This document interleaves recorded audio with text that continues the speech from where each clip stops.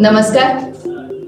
विपणन म्हणजेच मार्केटिंग या BCOE 141 या विषयाच्या पुढच्या शृंखलेमध्ये मी आदिती समीर आपल्या सगळ्यांचं स्वागत करते.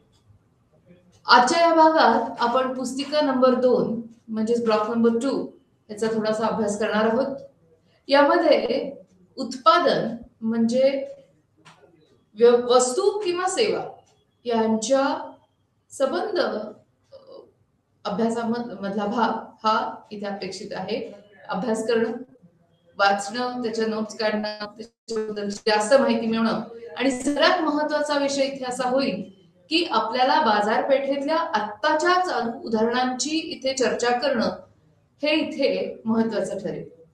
आणि म्हणूनच आजच्या या भागामध्ये आपण रोजच्या दिसणाऱ्या आसपासच्या घडणाऱ्या उदाहरणांची किंवा आपल्याला परिचित असलेल्या काही उदाहरणांची इथे दखल नक्की घेणार आहोत. चला तर मग आजच्या या भागाला सुरुवात करूया. विपणन म्हणजे मार्केटिंग BCOE 141 प्रिन्सिपल्स ऑफ मार्केटिंगच्या या विषयाला आणि त्याच्यातली पुस्तिका 2 आज आपण अभ्यासणार आहोत. आता या पुस्तिका 2 मध्ये आपल्याला प्रोडक्ट म्हणजे उत्पादनाच्या वेगवेगळ्या संकल्पना या अभ्यासाव्या लागतात. आता जेव्हा आपण प्रोडक्ट असं म्हणतो किंवा उत्पादन असं म्हणतो तेव्हा इथे वस्तू आणि सेवा या दोन्ही एकसारख्याच अपेक्षित आहेत.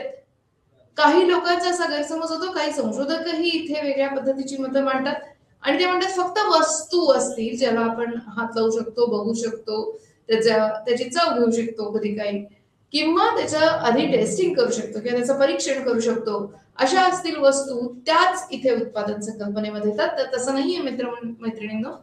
इथे आपल्याला पूर्ण वस्तू किंवा सेवा हा उत्पादनाच्या संकल्पनेसाठी घेतलेला फार मोठा भाग आहे आणि म्हणूनच उत्पादनाचं वर्गीकरण करणं हेही तितकंच अपेक्षित आहे. ज्यावेळी आपल्याला कळेल की उत्पादन हे मूर्त किंवा अमूर्त होऊ शकतं आणि त्यामध्ये आपल्याला दोन्ही भागांचा म्हणजे सेवा आणि वस्तूंचा दोन्ही भागांचा अतिशय खोलवर जाऊन अभ्यास इथे करावा लागतो.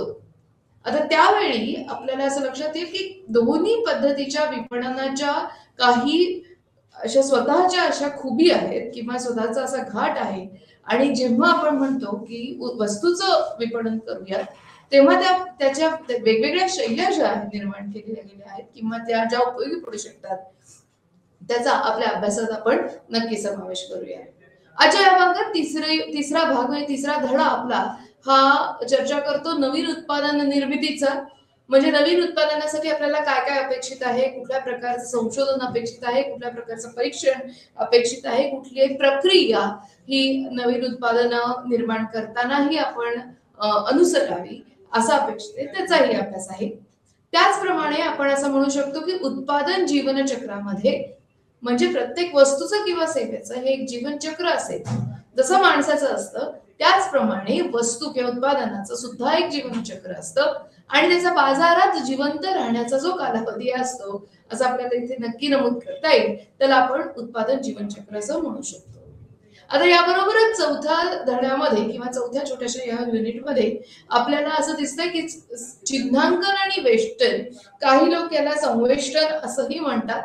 तर ब्रँडिंग आणि पॅकेजिंग म्हणजे चिन्हांकन आणि वेष्टन. जे चिन्हांकन आपल्या कंपनीसाठी आपल्या संस्थेसाठी रजिस्टर आहे त्याच्याबद्दलचा हा विशेषत्वाने भाग आहे आणि वेस्टर्न म्हणजे एक प्रकारचा विशिष्ट कव्हर किंवा विशिष्ट ज्याला पॅकेजिंग म्हणता येईल, कुठलं मटेरियल वापरायचं, कुठल्या प्रकारचं वस्तू किंवा कुठल्या प्रकारच्या गोष्टींचा वापर करून आपल्या वस्तूचं हे आपल्याला संरक्षित करून ग्राहकापर्यंत पोहोचवण्याचं किंवा वितरण करण्याचं काम करावं लागतं. या सगळ्या गोष्टींचा उल्लेख या पुस्तिका नंबर 2 मध्ये आपल्याला बघायला मिळतो. आता जेव्हा आपण पुस्तिका 2चा हा अभ्यास करतोय तेव्हा जसं मी म्हणलं की उत्पादन नियोजन हे आपल्याला अभ्यास करावं लागेल, उत्पादन वर्गीकरण आणि त्याचा विकास हेही आपल्याला बघावं लागेल, नवीन वस्तूंची उत्पादन किंवा नवीन सेवेचं जे उत्पादन आहे त्याच्याबद्दलची जास्त चर्चा, त्या उत्पादन जीवनचक्राबद्दलची माहिती आणि उत्पादन जीवनचक्रामधील प्रत्येक पायरीबद्दलची थोडीशी चर्चा ही थोडी इथे अपेक्षित आहे. अर्थातच उत्पादन मिश्र हा एक फार मोठा भाग इथे आपल्याला अभ्यासाला मिळतो. म्हणजे बघा, आपण मागच्या भागात सुरुवात केली होती ती विपणन मिश्रणानुसार, आणि विपणन मिश्रणाच्या पुढे जाऊन आपल्याला उत्पादन मिश्रण बघायचं आहे. हा इथे थोडासा टेक्निकल किंवा थोडासा अभ्यास करण्याजोगा हा भाग विपणनाचा आपल्याला बघायला मिळतो. आता जेव्हा आपण विपणन व्याप्ती आणि प्रारूप बघितलं होतं, तेव्हा त्याच्यात प्रास्ताविक, रचना, अर्थ, व्याख्या, घटक आणि त्याचं महत्व हे आपण आधीच अभ्यासलेलं आहे. आणि जेव्हा आपण आत्ताचा भाग बघतोय किंवा दुसरा भाग, दुसरी पुस्तिका बघतोय, त्यामध्ये उत्पादन मिश्रण, जसं मी म्हणलं की उत्पादन मिश्र किंवा उत्पादन मिश्रण ही संकल्पना ही फार मोठी आहे वितरणामध्ये. कारण काय आपण आपल्या ग्राहकांपर्यंत पोहोचवणार आहोत, वस्तू आहे का सेवा आहे, का वस्तू आणि सेवा या दोन्हीचं मिश्रण आहे, का आणखीन काही त्याच्यात वेगवेगळे प्रकार येतात, याबद्दलची चर्चा उत्पादन मिश्रणामध्ये नक्की येते. आता जर तुम्ही बघितलं असेल की इमेज किंवा ब्रँड इमेज ज्याला म्हणता येईल, किंवा एका विशिष्ट प्रकारचं आपल्याला एक मिनिट माफ करा, हा एक विशिष्ट प्रकारचा जेव्हा आपण अभ्यास करत असतो तेव्हा आपल्याला इथे असं दिसून येईल की उत्पादन रेखा धोरणांमध्ये, म्हणजे लाईन ज्याला म्हणता येईल की प्रोडक्ट लाईन स्ट्रॅटेजीज, त्या सुद्धा इथे अतिशय महत्वाच्या ठरतात. त्याचप्रमाणे जेव्हा आपण म्हणलं की वर्गीकरण किंवा क्लासिफिकेशन हे वेगवेगळ्या पद्धतीने केलं जातं, मात्र एक ढोबळमानाने केलेलं क्लासिफिकेशन या वर्गीकरण आपल्या अभ्यासात इथे आपण नक्की त्याचा विचार करूया. आता उत्पादन भिन्नता ही म्हणजे नेमकं काय आणि ती का गरजेची असते. आता कधी कधी आपल्याला असं दिसून येतं की आपण जेव्हा एखादी सेवा ही विकत घेत असतो तेव्हा ती सेवा प्रत्येक ग्राहकानुसार ही बदलत जाते. आता याचं छोटंसं उदाहरण घ्यायचं झालं तर डॉक्टर्स किंवा मेडिकल प्रोफेशनल्स, त्याला आपण मराठीत वैद्य म्हणू शकतो, किंवा शिक्षक हा वेगवेगळ्या वर्गात जाऊन किंवा वेगवेगळ्या तुकड्यांमध्ये जाऊन हे वेगवेगळ्या पद्धतीचा विषय आणि वेगवेगळ्या पद्धतीने तो शिकवत असतो. आता यामध्ये शिकवणे ही एकच सेवा ही अधिकृत आहे किंवा अभिप्रेत आहे. मात्र या शिक्षकी पेशामध्ये सुद्धा आपल्याला वेगवेगळ्या विद्यार्थ्यांशी बोलताना वेगवेगळ्या पद्धतीने एकच विषय मांडावा लागतो किंवा मांडता येतो. आता अशी भिन्नता का गरजेची असते आणि ती कुठे कुठे आपल्याला दिसून येते याच्याबद्दलची चर्चा या अभ्यासामध्ये नक्की असते. आता थोडंसं आठवायचं झालं तर आपण विपणन जेव्हा म्हणतो किंवा मार्केटिंग ज्याला म्हणतो तेव्हा वस्तू आणि सेवा या दोन्हीच्या संदर्भातली माहिती म्हणजे प्रत्येक गोष्ट, फॅक्ट असू दे किंवा त्याचं सत्य ज्याला म्हणता येईल असं असू दे, किंवा त्याच्याबद्दलची आणखी इन्फॉर्मेशन म्हणजेच माहिती असू दे, त्याचं सगळ्याचं संकलन करून त्याला सगळ्याला एकत्र करून त्याची नोंदणी किंवा डॉक्युमेंटेशन करून ठेवणं, आणि निव्वळ तेवढं डॉक्युमेंटेशन करून किंवा नोंदणी करून उपयोग नाही, तर त्या नोंदणीकृत अशा माहितीचं विश्लेषण पुढे करून मग त्याचं पृथक्करण किंवा त्याचं परीक्षण करून मूल्यमापन करणं म्हणजे विपणन आहे. बघा किती गोष्टी एका वेळी याच्यात अपेक्षित आहेत आणि किती वेगवेगळ्या स्तरावर आपल्याला याचा विचार करावा लागत आहे. आता जेव्हा विपणन मिश्रण असं आपण जेव्हा म्हणलो, आता बघा पहिला आहे हा भाग विपणन मिश्रणाचा. आजच्या भागात आपण उत्पादन मिश्रणाबद्दल बोलणार आहोत, म्हणजे याच्यातला पहिल्या तुकड्याचा. परंतु विपणन मिश्रणामध्ये उत्पादन, किंमत, ठिकाण आणि प्रचार, किंवा याला वेगवेगळ्या पद्धतीने मांडले आहे वेगवेगळ्या संशोधकांनी की उत्पादन आहे किंवा उत्पाद असा सुद्धा त्याला शब्द आहे. म्हणजे उत्पादन न म्हणता उत्पाद असंही त्याला म्हणतात. वस्तू किंवा सेवा यांचा इथे अपेक्षित संदर्भ आहे. दुसरा जो भाग आहे की वस्तू आणि सेवा या एखाद्या घटकानुसार बदलत जातात. जसं एक वस्तू घेताना त्याची किंमत बदलेल, मात्र त्याच वस्तूच्या 100 पटीने घेतल्या तर त्याची किंमत बदलेल, हे साहजिकच आहे. आणि या संदर्भातली जी अभ्यासाची क्रमपातळी आहे ती आपण किंमत किंवा किमतीच्या मिश्रणामध्ये हे नक्की बघूया. सेवा सुद्धा काही वेळा काही व्यक्तींना अतिविशिष्ट सेवा दिली जाते आणि त्याचे चार्जेस किंवा त्याच्याबद्दलची जी किंमत असते ती वेगळ्या पद्धतीने ठरवण्यात येते. सर्वसामान्य सेवा ज्यांना मिळते त्यांना सर्वसामान्य किंमत ही मोजावी लागते. अशा पद्धतीचं हे समीकरण आपल्याला नक्की म्हणता येईल. पुढे जाऊन जर आपण म्हणलं की ही ठिकाण किंवा आपल्याला कुठून ही सेवा किंवा ही वस्तू उपलब्ध होऊ शकते किंवा त्याच्याबद्दलची जास्तीत जास्त माहिती मिळू शकते, याबद्दलचा हा विचार आहे ठिकाण किंवा स्रोताबद्दलचा. जेव्हा आपण प्रचार किंवा जाहिरात आणि त्याबद्दलचे इतर गोष्टी एकत्र म्हणतो, तेव्हा ठिकाणाचे मिश्रण किंवा ज्याला म्हणता येईल वितरण किंवा स्त्रोत याबद्दलचं मिश्रण, तसंच प्रचाराचं मिश्रण, या सगळ्यांचा भाग हा विपणन मिश्रणात येतो. खरं सांगू का, मिश्रण हे म्हणजे एक मिसळ आहे आणि ही मिसळ किंवा मिसळणे असा हा त्याच्यात अभिप्रेत आहे अर्थ. आणि जर तुमच्या लक्षात आला असेल तर विविध प्रकारच्या गोष्टी त्याच्यात एकत्र करून हे एक सुंदर असं रसायन तयार होतं, ज्याचा आपल्याला आस्वाद घ्यायला विपणनामध्ये खूपच आवडतं. आता हे बघा, इथे एक उत्पादन आहे, त्याची किंमत ठरवणं आहे, ती कुठल्या प्रकाराने वितरण करून ग्राहकापर्यंत पोहोचेल याबद्दलचा विचार आहे, त्याचं प्रमोशन किंवा त्याचा प्रचार कसा करता येईल, त्याची ऍडव्हर्टाइजमेंट कशा पद्धतीने करता येईल, काय बोललं किंवा काय कुठल्या प्रकारच्या गाण्यामुळे जास्त ग्राहक आकर्षित होतील, या सगळ्याचा एकत्र विचार म्हणजे हा विपणन मिश्रणात येतो. म्हणून मी म्हटलं की जसं काही किंवा जणू काही एक प्रकारची भेळ किंवा एक प्रकारचा मिसळ इथे आपल्याला बघायला मिळते. आता जेव्हा आपण या सगळ्या संकल्पनेचा जास्त विचार करतो तेव्हा उत्पाद, जसं मी म्हणलं की उत्पाद, वस्तू किंवा सेवा, किंमत आहे, स्थान किंवा ठिकाण आहे किंवा स्त्रोत आहे किंवा वितरण आहे, संवर्धन आहे, प्रसार आहे, तर ह्या झाल्या वस्तूंशी संदर्भात असलेल्या मार्केटिंग मिक्स किंवा विपणन मिश्रणाच्या 4 कल्पना. मात्र इथे तर आपल्याला 7 कल्पना दिसतात. तर ह्या ज्या पुढच्या 3 आहेत त्या सेवेच्या संदर्भातल्या अतिविशिष्ट कल्पना आहेत. म्हणजे ज्या कोणी व्यक्ती, जे कुठली लोक आपल्या पूर्ण विपणनाच्या प्रक्रियेमध्ये समाविष्ट असतात, मग ते ग्राहक असू देत, मग ते आपले कर्मचारी असू देत, मग ते आपले पुरवठादार असू देत, ते आपले वितरक असू देत, सगळ्या व्यक्तींचा अभ्यास हा आपल्याला इथे करावा लागतो. म्हणजे बघा, आपण सुरुवात केली होती वस्तूपासून, त्याची किंमत ठरवण्यापासून, त्याचं वितरण व्यवस्था ठरवण्यापासून, त्याची जाहिरात तयार करण्यापासून, आणि एवढंच नाही तर त्या संदर्भात कुठल्या कुठल्या व्यक्तींची आपल्याला संवाद साधावा लागेल तिथपर्यंत हा अभ्यास पुरा पडतो किंवा पुढे जात राहतो. आणि खरं म्हणजे हा अभ्यास संपतच नाही. पुढचा भाग असतो तो प्रक्रियेचा. एक जर विशिष्ट प्रक्रिया आपण विपणनामध्ये अंगीकारली तर ती प्रक्रिया आपल्याला निश्चितच उपयोगी पडते जास्त नफा मिळवण्यासाठी. म्हणजे जर आपण ब्लू चार्ट किंवा ब्लू प्रिंट, ज्याला इंग्लिशमध्ये मार्केटिंग मध्ये म्हणतो आम्ही, तिथे आपल्याला एक असा निळा आराखडा हा तयार करून घेता येतो आपण सेवा पुरवण्याच्या आधीच.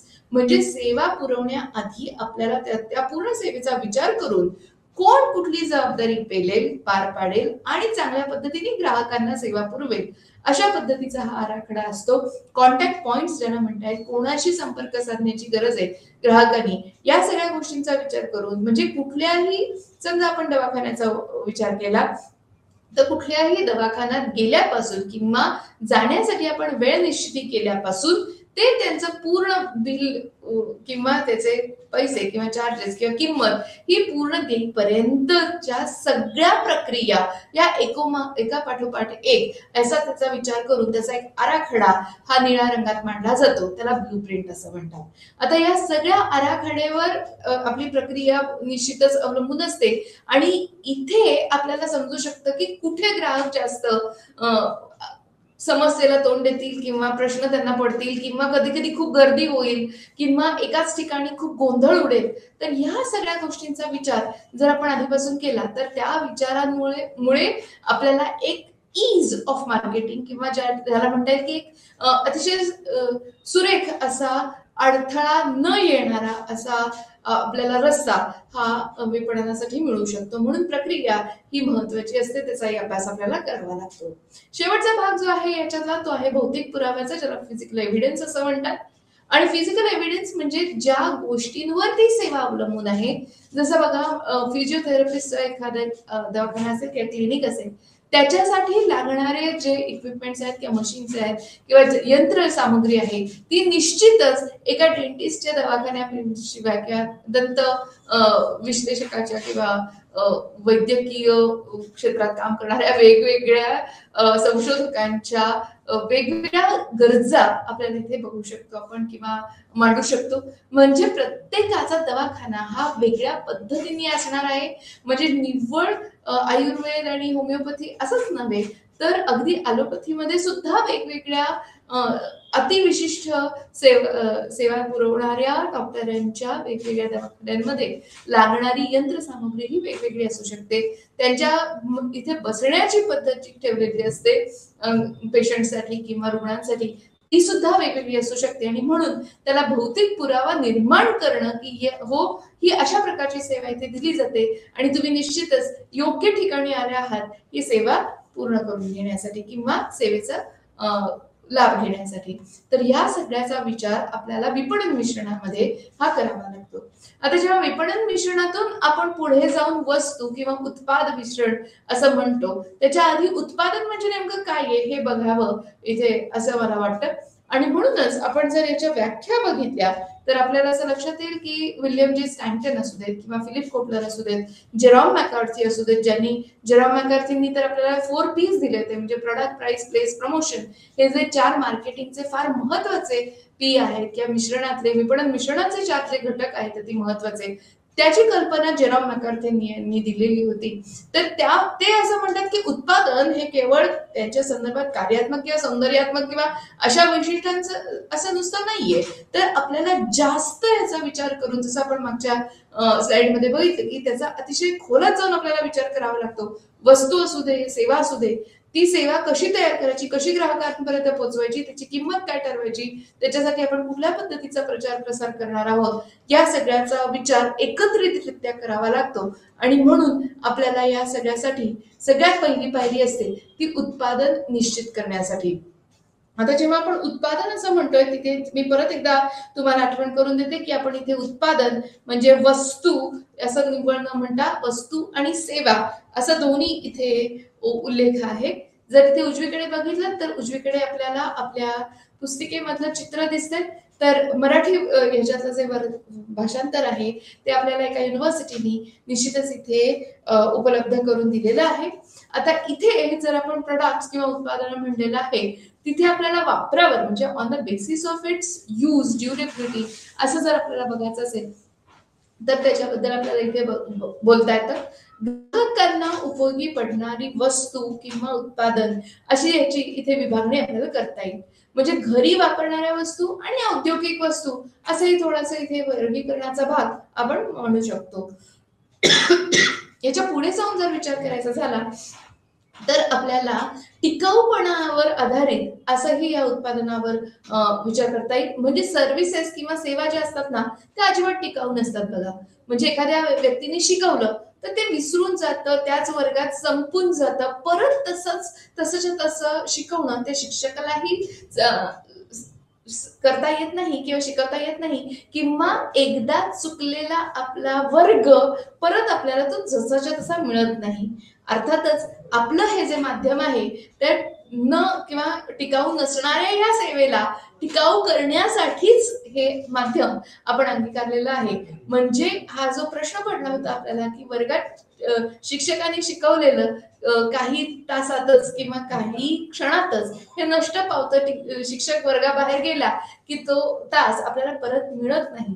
या समस्येवर उत्तर शोधून काढण्यासाठी आपण अशा माध्यमाचा उपयोग करतोय की जेणेकरून आपल्याला पुढे किंवा पुढच्या काही महिन्यांमध्ये सुद्धा या पूर्ण रेकॉर्डिंगचा, या पूर्ण आपल्या लेक्चरचा किंवा धड्याचा हा अभ्यास परत करता येईल. आता याच्यापेक्षा पुढे जाऊन आपण जर विचार केला तर मूर्त आणि अमूर्त म्हणजे टँजिबिलिटीवर आधारित हे असं वर्गीकरण आपल्याला दिसू शकतं. परत एकदा इथे वस्तू आणि सेवा हाच महत्वाचा भाग आहे. सेवांचं जर वर्गीकरण आपण बघितलं तर सेवा या मुख्यतः आपल्याला दिसत नाहीत, त्या आपण अनुभवत असतो. शिक्षकाचं शिकवणं हे अनुभवता येतं, त्याला डब्यात बंद करून विकता येत नाही किंवा त्याच्यावर मालकी हक्क हा गाजवता येत नाही. सेवा या काही काळ जगलेल्या असतात, म्हणजेच त्या जगतात आणि मरतात किंवा ज्या क्षणी त्यांचा जन्म होतो त्या क्षणी त्या मृत पावतात असंही सेवांबद्दल बोललं जातं. जसं काही वस्तू असतात त्यांचं शेल्फ लाईफ किंवा त्यांचा विक्रीचा जो कालावधी असतो किंवा उपयोगी कालावधी जो असतो त्यांचा किंवा उपयोग करण्यासाठी जो काळ आपल्याला ती वस्तू ही वापरता येते, अशा कालावधीमध्ये फरक असू शकतो. म्हणजे एखादं फळ असेल तर ते 2 ते 3 दिवस आपण वापरू शकतो फ्रीजमध्ये न ठेवता किंवा रेफ्रिजरेशन न करता. मात्र जर तुम्ही बघितलं की दुसऱ्या एखाद्या वस्तू जसं मॅगी मसाला आहे किंवा चॉकलेट्स आहेत, बटर आहे किंवा अजून काही वेगवेगळे प्रकार आहेत, जे आपल्याला जास्त म्हणजे 5 ते 6 महिने हे आपण ते वापरू शकतो, ठेवू शकतो, साठवण त्याची करू शकतो आणि नंतर जेव्हा गरज असेल तेव्हा त्याचा उपयोग हा करू शकतो. मात्र सेवांचा उपयोग हा त्याच क्षणी असं म्हटलं जातं की त्या क्षणी ज्या क्षणी सेवा ही तुम्हाला तुमच्यासाठी उपलब्ध करून दिली गेलेली आहे, त्या क्षणी तिचा उपयोग करून घेणं हे गरजेचं असतं. नाही त्या सेवेचा हा विनाश होतो किंवा ती पेरिशेबल असते, त्यामुळे आपल्याला परत मिळत नाही. म्हणजेच इथे जर तुम्ही बघितलं असेल तर आपण विचार केला कुठल्या गोष्टीचा, मूर्त आणि अमूर्त, ज्याला हात लावता येईल ज्याला हात लावता येणार नाही, त्याचं भौतिक आपल्याला स्वरूप इथे बघावं लागतं. त्याचे संबंधित जे गुणधर्म आहे, जसं मी म्हणलं की सेवा असं जेव्हा आपण म्हणतो तेव्हा सेवा किंवा सर्व्हिसेस ह्या अमूर्त तर आहेतच, मात्र त्या पटकन संपून जातात, म्हणजे पेरिशेबल आहेत. एका विमानातल्या रिकाम्या जागा आपण पुढच्या प्रवाशांसाठी, पुढच्या प्लेनच्या प्रवाशांसाठी किंवा विमानात प्रवाशांसाठी ठेवू शकत नाही. असे जे गुणधर्म आहेत त्याबद्दलचा आपल्याला जास्त अभ्यास हा उत्पादन घटकांसाठी करावा लागतो. विक्री पश्चात परतावा म्हणजे जर आपण एखादी वस्तू विकत घेतली तर ती आपल्याला रिसेल करता येते, परत आपल्याला ती विकता येते. जसं मोबाईल आहे, मोबाईल तुम्ही परत देऊन नवीन मोबाईल घेऊ शकता. एक्सचेंज मध्ये एखाद्या मोबाईलची खूप चांगली किंमत ग्राहकाला मिळू शकते. मात्र एखादा तुम्ही विषय शिकायला घेतलात आणि त्याच्यासाठी जर ट्युशन फी दिली किंवा आपल्या एखाद्या क्लासमध्ये तुम्ही एनरोल केलं तर त्यासाठी एकदा तो विषय शिकल्यानंतर त्या वर्गात शिकलेलं शिकवणं हे आपण दुसऱ्याला विकू शकत नाही. म्हणजेच विक्री पश्चात परतावा हा सेवांमध्ये शून्य असतो, मात्र विक्री पश्चात परतावा हा वस्तूंमध्ये हा फार मोठ्या प्रमाणावर बघायला मिळतो. तसंच जर तुमच्या लक्षात आलं असेल तर मी इथे असं म्हणते की आपल्याला रिसेलिंग ची जी कल्पना आहे इंग्लिशमध्ये, म्हणजे विक्री पश्चात जी किंमत मिळणार आहे, तर रिसेलिंग ही सर्व्हिसेस मध्ये किंवा सेवांमध्ये घडतच नाही. त्याचप्रमाणे वॉरंटी आणि गॅरंटी याच्याबद्दलचा भाग आहे, तो आपण अर्थातच सेवेबद्दल जास्त बोलताना त्याची चर्चा करूया. ग्राहक समाधान म्हणजे कस्टमर रिलेशनशिप किंवा कस्टमर सॅटिस्फॅक्शन, इथे आपण नेहमीच त्याला पूर्णपणे महत्त्व देतो. आणि विपणन आणि विक्री याच्यातला जेव्हा आपण महत्त्वाचा फरक बघितला त्यावेळी आपल्या लक्षात आलंच आहे की विपणन हे ग्राहक संतुष्टी किंवा ग्राहक समाधानावर जास्त भर देतं, तर विक्री ही आपण फक्त वस्तूंवर ही लक्ष केंद्रित करतो असं नक्की म्हणता येईल. आता इथे अजून थोडासा भाग आपल्याला दिसून येतो की वस्तू म्हणजे नेमकं काय. वस्तू बघायपासून आपण अशी चर्चा करतोय, मात्र वस्तू म्हणजे नेमकं काय की जिला हात लावता येईल, जी मूर्त असेल, जी भौतिक असेल, आपल्या समोर असेल. म्हणजे एखादी बाटली असू दे, एखादा कॉम्प्युटरचा माऊस असू दे, किंवा समजा एखादा सुंदर वास येणारी उदबत्ती असू दे, धूप असू दे, किंवा एखादा खायचा पदार्थ असू दे, चॉकलेट, लिमलेटची गोळी किंवा दुसरंही काही. एखाद्या गोष्टीचं आपल्याला बघू शकतो, म्हणजे ज्या गोष्टीला हात लावता येईल, ज्या गोष्टीला आपण हातात घेऊन निश्चित खाली वर करून बघून मगच आपण ती गोष्ट विकत घेऊ शकतो, अशा पद्धतीच्या वस्तू या आपल्याला ह्या वर्गीकरणामध्ये बघता येतात.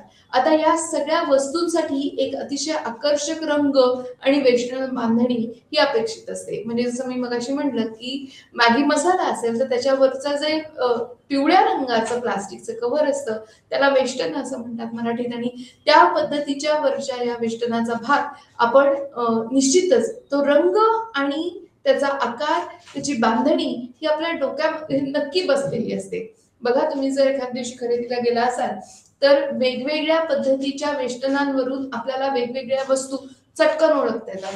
हा तर फार मोठा फायदा झाला किंवा खूप मोठं महत्वाचं कार्य झालं वेष्टन पद्धतीचं. जर तुम्ही बघितलं असेल तर वेष्टनानुसार आपल्याला वस्तूचा आकार, त्याचा रंग, त्याचा उपयोग, त्याचा किंमत त्याची, या सगळ्या गोष्टी आपल्याला वेष्टनावर दिसून येतात. किंवा ती कोणी तयार केलेली आहे वस्तू, ती कशी वापरायची, ती किती तारखेपर्यंत आपण वापरू शकतो, त्याची किंमत जास्तीत जास्त काय असू शकते, या सगळ्याचा आपल्याला अभ्यास किंवा या सगळ्याचा आपल्याला या सगळ्याची जाणीव म्हणता येईल, ही आपल्याला वेष्टनामुळे होत असते. आणि म्हणूनच याची इन्व्हेंटरी किंवा ह्याची या सगळ्या गोष्टींची यादी करणं आपल्याला शक्य असतं. वस्तूंची यादी करणं, वस्तू किती शिल्लक राहिलेल्या आहेत, किती आपल्याला नवीन आणाव्या लागतील, या सगळ्याचा अभ्यास आपल्याला इन्व्हेंटरी मॅनेजमेंट म्हणजेच या अशा पद्धतीच्या व्यवस्थापन शास्त्रामध्ये करता येतो. आता त्याच्या बरोबर उलटी असते ती सेवा. आता इथे एक फार सुंदर चित्र मी आंतरजालावरून घेतलेलं आहे. ते आहे शू लॉन्ड्रीचं किंवा शूज स्पाचं, जिथे आपले स्पोर्ट शूज हे चकाचक करून आपल्याला परत मिळतात. म्हणजेच आपल्याला दिसणार काय आहे, वस्तू दिसणार आहे, पण त्यामागची सेवा ही आपल्याला दिसणार नाहीये. कशा पद्धतीने त्या वस्तूवर सेवेचा उपयोग करून आपल्याला वस्तू चकाचक करून परत दिलेली आहे हे दिसत नाही. म्हणून असं म्हणतात की सेवा ह्या अमूर्त असतात, अभौतिक असतात, आणि म्हणजेच त्या दिसू शकत नाहीत, आपण त्याला हात लावू शकत नाही. शिक्षकाच्या शिकवण्याला आपण हात लावू शकत नाही, त्याला डब्यात बंद करू शकत नाही. म्हणजेच एखाद्या गोष्टीची, एखाद्या सेवेची आपण चव घेऊ शकत नाही, त्याला टेस्ट करू शकत नाही, त्याचा सॅम्पल छोटासा एक तुकडा तोडून द्यावा जरा असं म्हणू शकत नाही, किंवा त्याची यादी करणं, इन्व्हेंटरी करणं अशक्य असतं. त्याच्यावर रंग आणि वेष्टन नसल्यामुळे पॅकेजिंग काय करणार, काहीच नाही फक्त. आणि ह्यामुळे ग्राहकाला पटवून देणं की आमची सेवा ही अतिशय अतुल्य, चांगली आणि योग्य प्रकारची आहे, तुमच्यासाठी सुयोग्य आहे, असं पटवून देणं ग्राहकाला हे नक्कीच खूप अवघड असतं. खरं सांगायचं झालं तर वस्तूंच्या विपणनापेक्षा सेवेचं विपणन हे जास्त आव्हानात्मक असतं. आता इथे अजून थोडा पुढे भाग बघायचा झाला तर आपल्याला उत्पादन मिश्रणाचे हे घटक इथे मी यादीमध्ये मांडलेले आहेत. आता इथे बघा, ही एक सेवा आहे. जेव्हा आपण आंतरजालाच्या या चित्राद्वारे स्कूल बसचं इथे छोटंसं चित्र दाखवतोय, निश्चितच हे फक्त अभ्यासासाठी उपयोगी पडेल म्हणून इथे घेतलेलं आहे. आता जर तुम्ही बघितलं तर यामध्ये भौतिक गुणधर्म म्हणजे वस्तू जर असेल तर तिच्यामध्ये कशी आहे, कसा आहे रंग, रूप, त्याचा किती आकार आहे, किती लोकांना ती वस्तू पुरेल, काय पद्धतीचे त्याला टिकवण किंवा साठवण करण्यासाठी आपल्याला त्याच्याबद्दल जास्त विचार करावा लागेल, काय प्रक्रिया करावी लागेल, या सगळ्याचा वापर आपण भौतिक गुणधर्मात करतो. दुसरा जो आहे तो त्याचं महत्व, का आपल्याला या पद्धतीची वस्तू किंवा सेवा ही गरजेची आहे, म्हणजे त्याच्या महत्वावर आपण त्याच्या महत्वाचा विचार आपण इथे निश्चित करत असतो. सेवेचं विपणन जसं मी म्हणलं मगाशी, जसं की ग्राहकाला पटवून देणं, तर इथे पटवून देण्यासाठी सेवा आहे जी आपल्याला दिसू शकणार नाही. त्याचं छानसं उदाहरण घ्यायचं झालं तर पर्यटनाचं उदाहरण आपण निश्चितच घेऊ शकतो. म्हणजे आपल्या लक्षद्वीप ह्या छोट्या बेटावर आपल्या पर्यटकांनी नक्की भेट द्यावी म्हणून आपले honourable prime minister Narendra Modi sir स्वतः लक्षद्वीपवर गेले आणि जर तिथल्या सेवांची जाणीव आपल्या सगळ्या पर्यटकांना करून दिली, त्यांचे फोटो बघून, त्यांचे पिक्चर्स बघून आपल्याला ही जाणीव आपोआप आली की किती सुंदर प्रकारचा इथे वातावरण किंवा निसर्ग निर्मिती आहे. आणि त्याच्यासाठी मदत करण्यासाठी त्यांनी शासकीय मदतही लगेचच आपल्याला तिथे मिळवून दिलेली आहे. आणि म्हणून सेवेचं विपणन करणं किंवा सेवांची जाणीव ही लोकांना करून देणं, ग्राहकांना करून देणं हे खूप आव्हानात्मक असतं. वस्तू ही देता येते, छोटासा त्याचा भाग आपल्याला वापरायला फुकट देता येतो, सॅम्पल देता येतं, की परंतु सेवा देताना आपण म्हणू शकत नाही की हा मला 5 मिनिटं शिकवून दाखवा, जर शिकवून दाखवलेलं आवडलं तरच मी त्या शिक्षकाच्या वर्गात बसीन, असं अजून म्हणण्याची पद्धत निदान भारतीय शिक्षण प्रणालीमध्ये अजून तरी सुदैवाने घेतली गेलेली नाहीये. आता ह्या सगळ्याचा विचार करताना निश्चितच आपल्याला त्याचं ठिकाण किंवा त्याचं स्थान किंवा ज्याला आपण म्हणता येईल की कसं वितरण करायचंय ह्याबद्दलचाही विचार करावा लागतो. मात्र एखाद्या वस्तूचा ती कुठे सापडेल, कुठल्या पद्धतीने तिची ऍक्सेसिबिलिटी म्हणजे कशा आपल्याला ती मिळवता येईल, कशा पद्धतीने तिची उपलब्धता आपल्याला बघायला मिळते, या सगळ्याचा विचार आपण उत्पादन मिश्रणात निश्चित करत असतो. आता इथे आपण असं म्हणतोय की एखादी वस्तू, एखादी कल्पना, एखादी व्यक्ती यांचा सुद्धा उत्पादन म्हणून हा वापर केला जातो. म्हणजे इमेज बिल्डिंग किंवा इमेज किंवा पर्सनॅलिटी ब्रँडिंग हा जो नवीन भाग आज आपल्या जगामध्ये उपलब्ध झालेला आहे की ज्याच्यामुळे व्यक्तीच्या व्यक्तिमत्वाचं विपणन हे केलं जातं. किंवा एखादी ठिकाण असेल, एखादा डोंगर असेल, एखादी वनराई असेल किंवा एखादी संस्था असेल जी भरकटलेल्या किंवा भटक्या कुत्र्यांसाठी जास्त काम करते किंवा एखादी क्रिया असेल की ज्याच्यामुळे पूर्ण समाजामध्ये विचित्र किंवा वेगळ्या किंवा अतिशय चांगल्या, जेणेकरून चांगल्या पद्धतीच्या विचारांना जोड मिळेल किंवा एखादी चांगली कल्पना आपल्याला समाजामध्ये रुजवता येईल, या सगळ्याचं विपणन आपण इथे नक्की मांडू शकतो. आता याच्या पुढचा भाग जो आहे तो आहे प्रमाणवारी आणि प्रतवारीचा. प्रमाणीकरणामध्ये आपण निश्चितच कुठल्या पद्धतीची वस्तू आहे, त्याची योग्यता काय आहे हे बघून त्याची प्रतवारी किंवा त्याची स्टँडर्डायझेशन आणि त्याचं वर्गीकरण हे प्रतवारीनुसार करू शकतो. त्याच्यात काही मॉडिफिकेशन्स म्हणजे सुधारणा हव्या असतील तर आपण त्याचा विचार इथे निश्चितच करू शकतो. मुद्रांकन म्हणजे जसं आपण म्हणलं की ब्रँडिंग आणि संवेष्टन म्हणजे ज्याच्यामध्ये आपल्याला त्याचा वरच्या वेष्टनाचा अभ्यास, या सगळ्याचा अभ्यास आपल्याला उत्पादन मिश्रणात हा निश्चित करता येतो. आता परत एकदा जर फिलिप कोटलर सरांचा व्याख्येचा इथे भाग म्हणायचा झाला किंवा बघायचा झाला तर आपल्याला असं लक्षात येईल की फिलिप कोटलर सर म्हणतात की भावी ग्राहकांचे म्हणजे निव्वळ रोजच्या ग्राहकांचेच नव्हे तर भावी ग्राहकांचे लक्ष वेधून घेण्यासाठी उपयोगी पडेल आणि त्यांना रोजची गरज पूर्ण करण्यासाठी आपल्याला मदत करता येईल अशी सेवा किंवा वस्तू म्हणजे उत्पादन. आता याच्यामध्ये भौतिक गुणधर्म जसे आपण आता म्हणलो किंवा सेवा जर असेल, एखादी वस्तू, कल्पना, व्यक्ती किंवा ठिकाण, संस्था, क्रिया या सगळ्यांचा इथे उपयोग होतो. म्हणजेच जर आपण याची उदाहरणं घ्यायची झाली तर सेवेमध्ये निश्चितच उदाहरणं घेऊ शकतो आपण. बँकेचं उदाहरण घेऊ शकतो, एखाद्या शैक्षणिक संस्थेचं उदाहरण घेऊ शकतो, विमा तर आहेच, आरोग्य सेवा आहेत, वाहतूक सेवा आहेत, या सगळ्या सेवांविषयी अर्थातच मनोरंजनाची ही सेवाच आहे बरं का.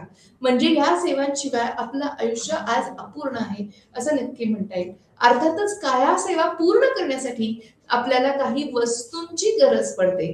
जसं आत्ताचं हे जे लेक्चर किंवा हा जो भाग आहे तो निश्चितच हा अमूर्त आहे. आपण याच्यापर्यंत पोहोचू शकत नाही किंवा भौतिक रूपात तुमच्या समोर हे मांडलं जात नाही. मात्र त्याचा उपयोग करण्यासाठी आपल्याला काही वस्तूंचं, जसं मोबाईल फोन असेल किंवा तुमचा कॉम्प्युटर असेल किंवा तुमची टॅबलेट असेल ज्याच्यावर तुम्ही हा बघत आहात, याच्यासाठी आपल्याला काही वस्तू लागतात. म्हणजे काही सेवा पूर्ण करण्यासाठी काही वस्तू लागतात, तर काही वस्तूंचा उपयोग नीट व्हावा म्हणून सेवा निर्मिती ही केली जाते. जसं एखाद्या ऑटोमोबाईलचा किंवा वाहनाचा विमा हा उतरवण्यात येतो, तर किंवा त्याचा एक सर्व्हिसिंग किंवा त्याचा एक मेंटेनन्स हा केला जातो. आता या सगळ्याचा भाग जर आपण वस्तू आणि सेवा यांच्या मिश्रणातून बघितला तर खूप सोपं पडतं. म्हणजे शिकवण्यासाठी फळा गरजेचा आहे किंवा संवादासाठी, संप्रेषणासाठी मोबाईल गरजेचा आहे, ऑनलाईन लेक्चर्स बघण्यासाठी किंवा आंतरजालाचा उपयोग करण्यासाठी संगणक गरजेचा आहे. या सगळ्याचा विचार आपण करून मग त्या उत्पादनाची कल्पना ही मांडू शकतो.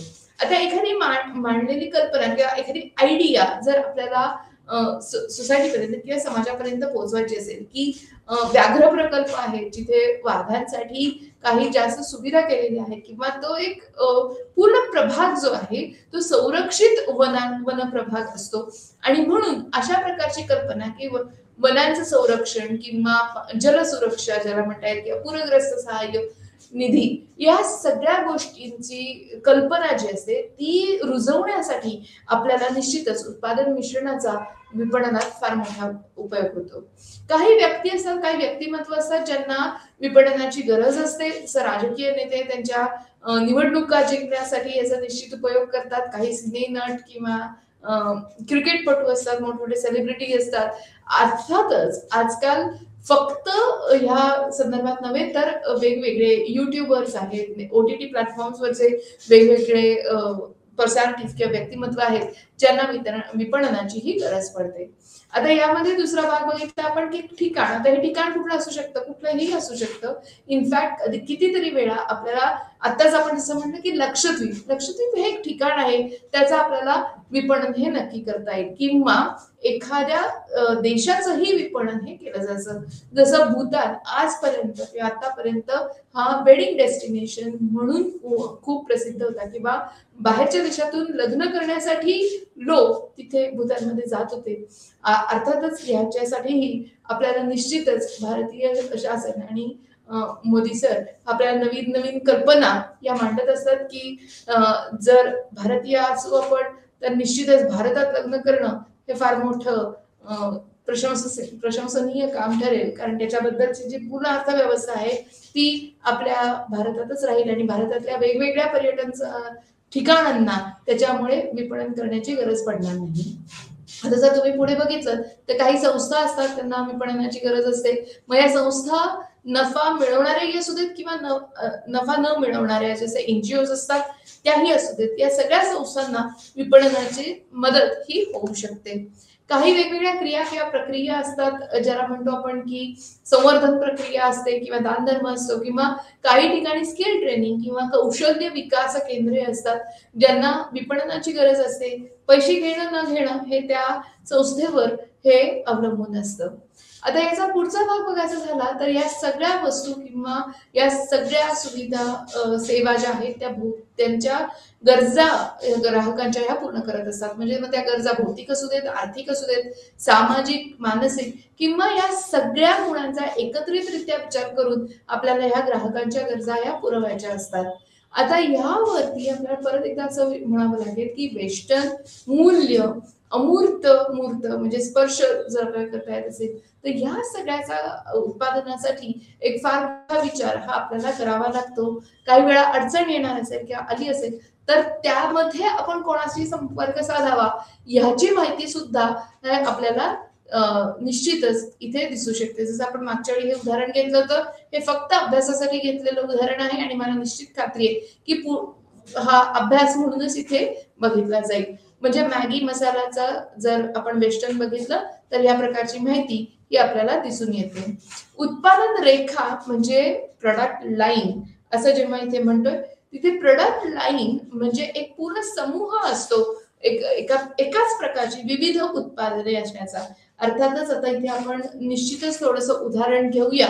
तर जेव्हा आपण उदाहरण घेतो तेव्हा आपण ITC या कंपनीचं जर उदाहरण इथे घेतलं तर उत्पादन रेखेचं उदाहरण बघताना ITC ही कंपनी एकच कंपनी मात्र वेगवेगळ्या क्षेत्रात ती काम करते. आता बघा ITC फूड रिलेटेड म्हणजे खाद्य पदार्थांच्या विषयाशी संदर्भात असलेली उत्पादनेमध्ये ती अतिशय चांगलं काम करते. त्यांची पूर्ण उत्पादन प्रणाली आहे, त्याला म्हणतात किचन्स ऑफ इंडिया, आणि त्याच्यामध्ये वेगवेगळे करी प्रोडक्ट्स आहेत, पेस्ट आहे, बिर्याणी आहे. म्हणजे ह्या प्रकारची जर उत्पादन असतील तर त्याला फूड किंवा त्याची जी प्रोडक्ट लाईन आहे किंवा उत्पादन रेखा आहे ती खाद्यान्नासाठी आहे. आता यामध्ये दुसरा ब्रँड त्यांचा जो आहे किंवा दुसरा प्रकार जो आहे तो आहे आशीर्वाद. हा आपण नक्की नेहमी ऐकतो आणि हे आपल्याला ITC या कंपनीने दिलेलं आहे हे कित्येक वेळा माहितीही नसतं. सनफिस्टची जी बिस्किट आहेत ती सुद्धा याच पूर्ण समूहाचा एक भाग आहे. म्हणजे बघा आपल्याला एका उत्पादन रेखेमध्ये म्हणजे ITCच्या फक्त खाद्य उत्पादनांमध्ये आपल्याला वेगवेगळ्या लाईन्स दिसतात, या वेगवेगळ्या रेखा दिसतात. जसं आपण बघू शकतो की किचन्स ऑफ इंडिया किंवा आशीर्वाद किंवा सनफिस्ट. आता या तीन वेगवेगळ्या ब्रँड नेम्स मध्ये त्यांनी परत वेगवेगळे पद्धतीची उत्पादनं आपल्याला दिलेली आहेत. आता जर तुम्ही पुढचा भाग बघितला तर ITC फक्त खाद्य उपलब्ध करून देते का, तर नाही. लाईफस्टाईल किंवा एज्युकेशन अँड रिटेल मध्ये म्हणजे शैक्षणिक सामुग्री आणि साहित्य हेही ITCचं फार मोठं महत्वाचं प्रोडक्ट आहे किंवा उत्पादन आहे. तुम्हाला माहिती असेल तर क्लासमेट हा जो ब्रँड आहे तो ITCचाच ब्रँड आहे. पेपर क्राफ्ट आणि कलर क्रीम या सगळ्या वेगवेगळ्या उत्पादनांच्या मागे ITC हीच कंपनी आहे. अर्थातच सिगरेट आणि हॉटेल याही त्यांच्या वेगवेगळ्या उत्पादनांची नावं आहेत. म्हणजे एकाच समूहाचे विविध प्रकारच्या क्षेत्रांमध्ये असलेली उत्पादनं ही आपल्याला अभ्यासता येतात. जर आपण त्यांचे संबंध आवाका बघितला म्हणजे खाद्य आहे, सिगरेट आहे, लाईफस्टाईल आहे, शैक्षणिक आहे किंवा हॉटेल आहे. आता या सगळ्याला जर आपण आडव्या पद्धतीने मांडलं तर त्याला आपण विड्थ किंवा त्या संपूर्ण उत्पादनाची व्याप्ती असं इथे म्हणू शकतो.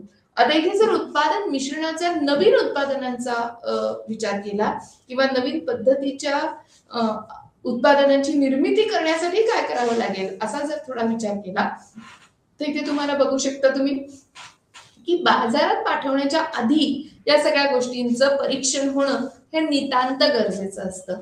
म्हणजे निव्वळ एखादी कल्पना आपल्या डोक्यात येऊन उपयोग नसतो, ती कल्पना खरंच आपल्याला एखाद्या वस्तू किंवा सेवेच्या स्वरूपात ग्राहकांपर्यंत पोहोचवता येईल का असा विचार हा इथे केला जातो. आता या नुसता विचार असून उपयोग नाही, त्याचा आचार व्हायला पाहिजे. म्हणून ह्या आचाराबद्दल फार मोठी चर्चा घडवून आणून त्याबद्दलचं परीक्षण हे छोट्या प्रमाणात केलं जातं.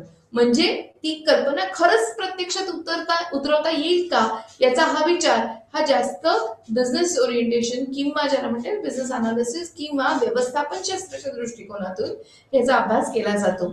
आणि जर त्यामध्ये आपल्याला होकारात्मक किंवा सकारात्मक उत्तर आलं तर आपण त्या वस्तूची किंवा त्या सेवेची निर्मिती ही करून ती ग्राहकांपर्यंत कशी पोहोचवायची याचा विचार आपण नक्की करू शकतो. अर्थातच याच्यासाठी छोटीशी एक बाजारपेठेची परीक्षा किंवा परीक्षण हे आपल्याला आधी करावं लागतं आणि मगच त्याचं आपण बाजारात त्याचं आगमन हे सगळ्यांना झालंय असं सांगू शकतो. आता या सगळ्यामध्ये जसं आपण बघितलं रुंदी म्हणजे ब्रेड किंवा वेट, आता ह्याच्याबद्दलचं आपण आयटीसीचं उदाहरण बघितलंच आहे. त्याचे वेगवेगळे प्रकार, त्याची खोली, त्याची डेप्थ ज्याला म्हणता येईल किंवा त्याचे वेगवेगळे आकार, रंग आणि मॉडेल या सगळ्याचा विचार आपल्याला नक्की या विपणन मिश्रणामध्ये किंवा उत्पादन मिश्रणामध्ये हा करावा लागतो. कन्सिस्टन्सी आणि वापरातील साधर्म्य हाही तितकाच महत्वाचा भाग आपण इथे म्हणू शकतो. आता असं म्हणतात की जेवढं तुम्ही विविध ग्राहकांसाठी वेगवेगळ्या प्रकारची उत्पादनं निर्माण करून द्याल किंवा ज्याला म्हणता येईल प्रोडक्ट व्हेरिएशन द्याल, भिन्नता त्याच्यामध्ये द्याल, तेवढा त्याच्यामध्ये कमी कन्सिस्टन्सी किंवा सातत्यता ही आपल्याला दिसून येते. म्हणजे आता एखाद्या तुमच्या लाडक्या उपहारगृहात तुम्ही जर गेलात तर प्रत्येक गोष्टीची एक चव तुम्हाला नक्की माहित असते.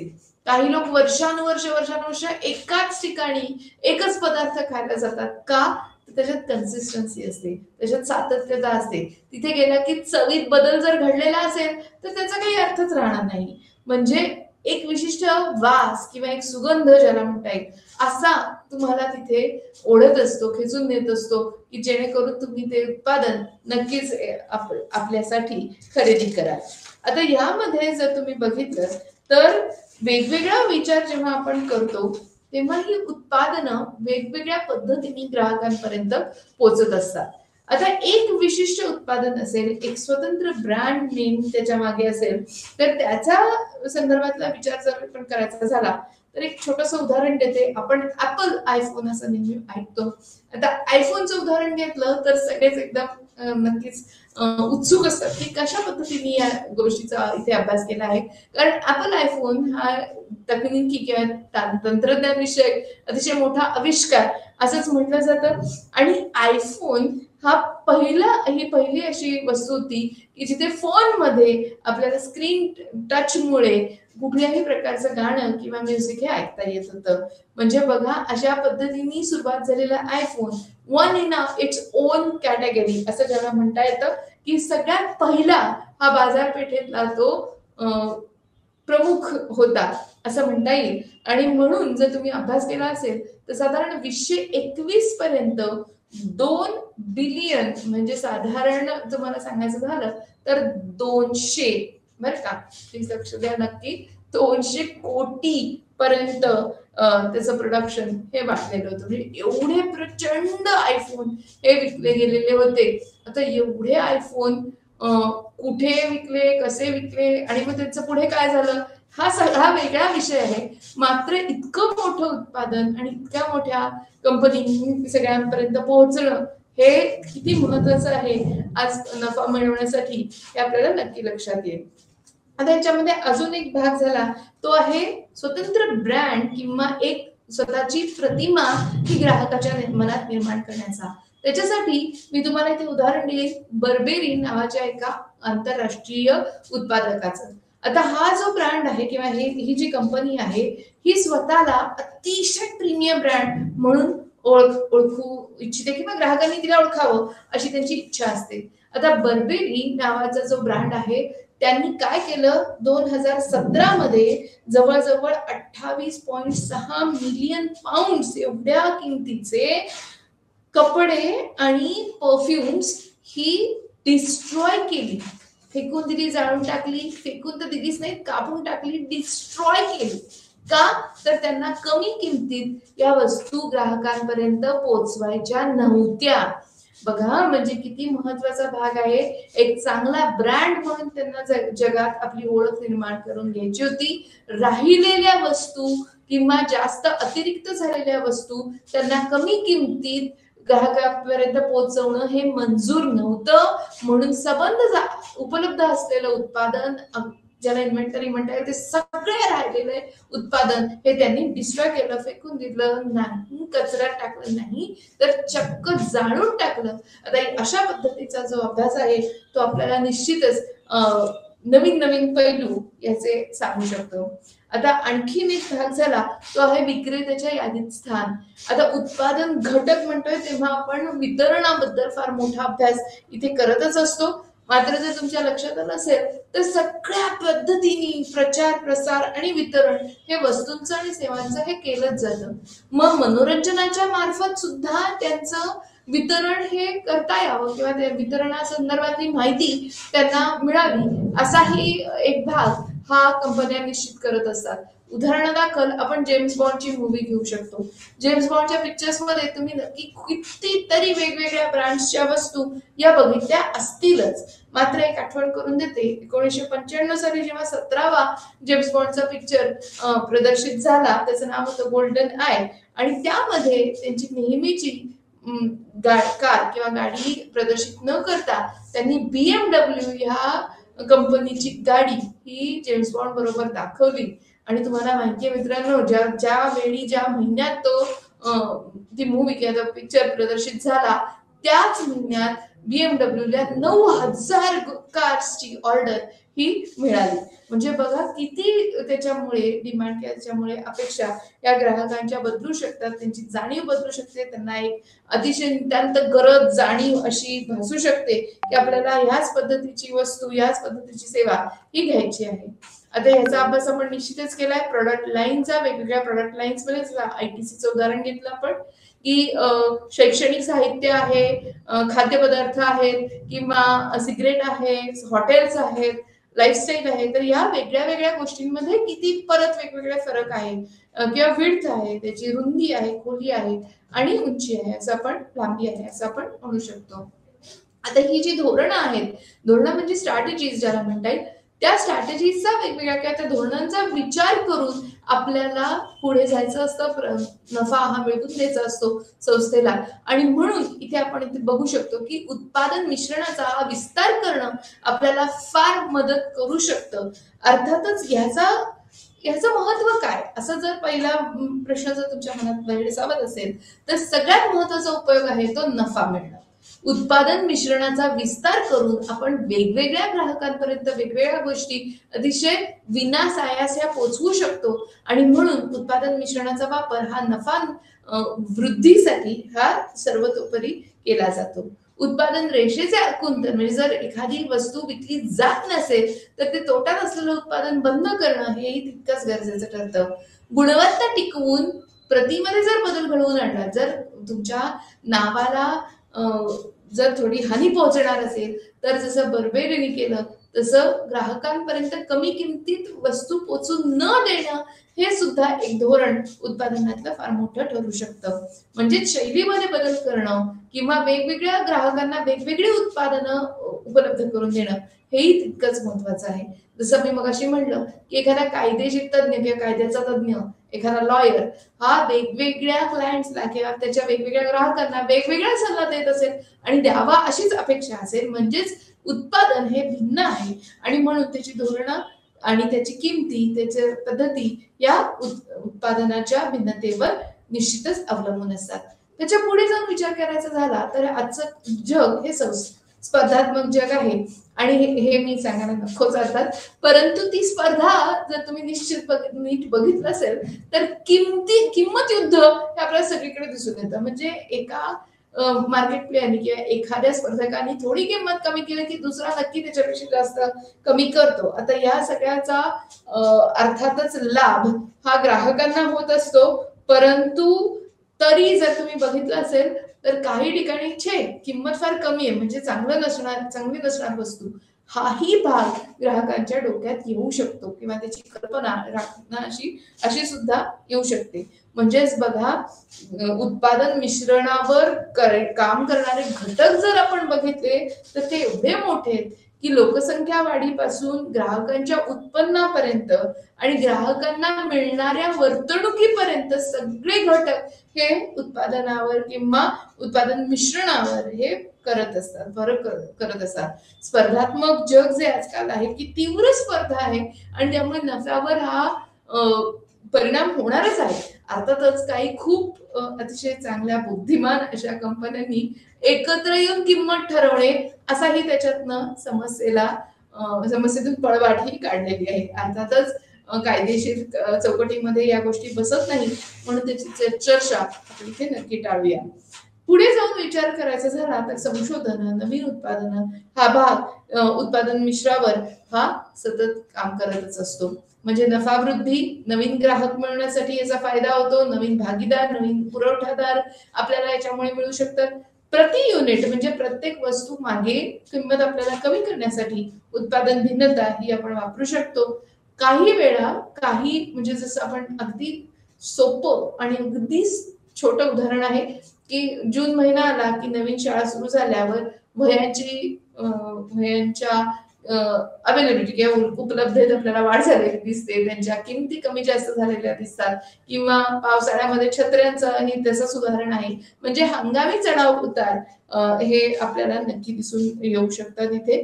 तर या सगळ्याचा आपल्याला वापर, विचार आणि पुढे जाण्यासाठी उपयोग हा निश्चित करून घेता येतो. आता काही उत्पादनं ही नवीन असतात तरी ती तोट्यात जातात. म्हणजे बघा, विचार करा की काही वर्षांपूर्वी कोका कोला कंपनीनी एक व्हॅनिला असलेलं प्रोडक्ट आपल्या समोर आणलेलं होतं. तर त्याच्या संदर्भात असं म्हटलं जातं की ते चुकीचं निघालं, ते लोकांनी त्याला हवा तो प्रतिसाद दिला नाही. आता असं का बरं झालं? तर काहीतरी उत्पन्नात खोट असेल. म्हणजे चांगलं जर उत्पादन असेल तर चांगली जाहिरात सुद्धा त्याला तारू शकत नाही असं म्हणतात. म्हणजे खरं तर उत्पादनाची गुणवत्ता, उत्पादनाचं कार्य आणि त्याला लागणारी बाकीची इतर संसाधनं या सगळ्यांनुसार उत्पादनाचा अभ्यास हा केला जातो. आता आणखीन एक भाग बघायचा झाला तर आपल्याला इथे मी उदाहरण देऊ शकते. ते आहे दंतमंजनाचं. जर तुम्ही बघितलं असेल तर दात घासण्यासाठी जी पेस्ट वापरली जाते त्यामध्ये सुद्धा जे आयुर्वेदिक पेस्ट आहेत त्याच्या संदर्भात खूप मोठ्या पद्धतीची स्पर्धात्मक जग आज आपल्याला बघायला मिळतं.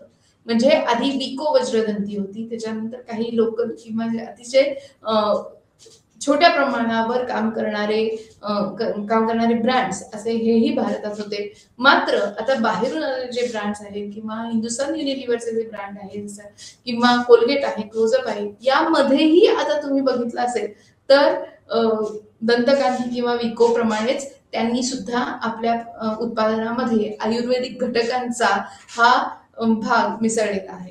म्हणजेच आतापर्यंत त्यांनी जे वेगवेगळे विभिन्न घटक त्याच्यात मांडलेले आहेत ते आता जर काम करत नसतील तर त्यानुसार त्याच्यामध्ये जर काही प्रॉब्लेम्स असतील, समस्या असतील, कधी कधी चुकीच्या वेळी चुकीचं उत्पादन हे बाजारपेठेत आलेलं असतं, तर ह्या सगळ्यावर मात करण्यासाठी स्पर्धकांच्या धोरणांचा अवलंब करणं हेही इथे आपल्याला बघायला मिळतं. म्हणजे नवीन वस्तूसाठी विकासाचं धोरण नीट विचार करून घेणं किंवा एक त्याच्यासाठी प्लॅनिंग ज्याला म्हणता येईल किंवा एक संघटित असा कार्य प्रक्रिया अशी विचार करून मांडणं आणि ती निश्चितच आपल्याला वापरणं बाजारात पुढे जाण्यासाठी हे इथे गरजेचं ठरतं. आता जर आपण पुढे जायचं झालं तर जीवनचक्राविषयी फक्त 2 मिनिटं आपल्याला इथे बोलता येईल. जीवनचक्राविषयी प्रत्येक वस्तूचं, प्रत्येक सेवेचं आपल्याला जीवनचक्र हे दिसू शकतं. म्हणजे जर तुम्ही बघितलं असेल इथे तर निश्चितच पहिल्या भागात आपल्याला इथे इंट्रोडक्शन म्हणजे बाजारपेठेला एखाद्या वस्तूचा परिचय करून देणं असं इथे म्हणतात.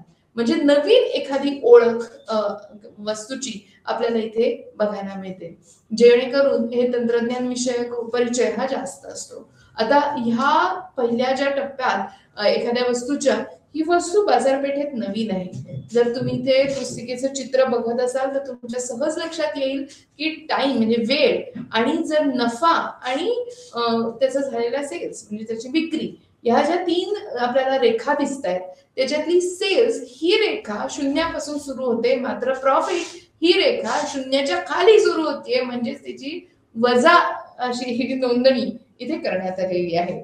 बघा म्हणजे पहिल्या भागात अजिबात नफा मिळणार नाही याची खात्रीच असते.